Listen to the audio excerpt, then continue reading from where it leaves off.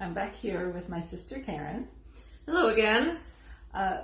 We thought it might be interesting if she looks in the bin and has a different perspective or thoughts about the worms, which I think is likely.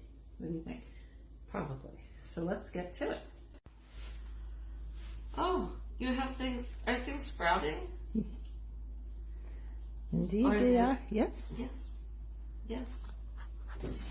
I remember when we were young, we'd go fishing, and I never wanted to put the worm on the hook.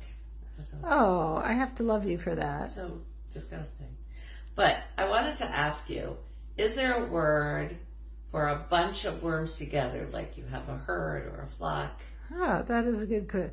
I've just been calling it an orgy of worms, but I'm sure that's not the right term. Well, it's very possible you have a murder of ravens. That is an excellent question. I will get right on researching that. You're going to get right on that? Yeah. Well, they look, pretty happy. Not plump. I thought they would be fat. These are not fat worms. So they're a little different than earthworms. Okay. So that's my red worm wrigglers. experience. Yeah, so they might look a little thinner than... They're stunned by your beauty. They're quiet today. It's nap time, My family at home are all napping with the cats, so maybe it's nap time for the worms.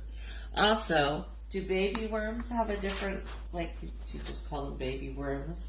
Or do you call them, cats and kittens, dogs and puppies? Do you have worms and wormlets or something like that? These are just excellent questions. Here. That's a lively one. It is very lively. And if there isn't a name, you could make it up and, make it if you say it enough times, maybe it'll become the official word for those Worminho.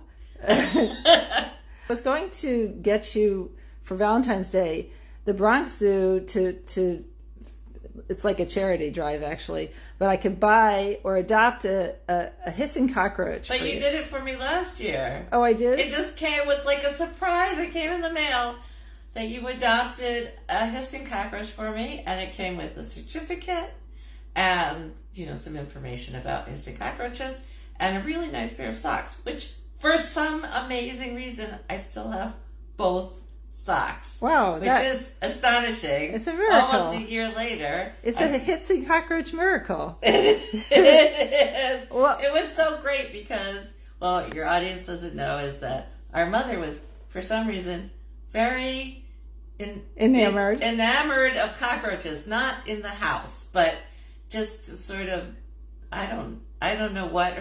We were raised with her reading Archy and Mehitabel, which is about Archie was a cockroach who used the typewriter, and Mehitabel was a cat from ancient Egypt.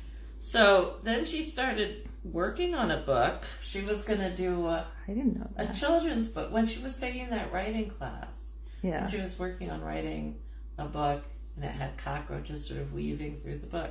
And so it made me think of that. Oh, well, thank you for that. What I was thinking is that instead of the hissing cockroaches, I could suggest to the Bronx Zoo that as a fundraiser next year for Valentine's Day, you could adopt a red wriggler worm. Thanks for stopping by for another episode of Global Worming. Bye.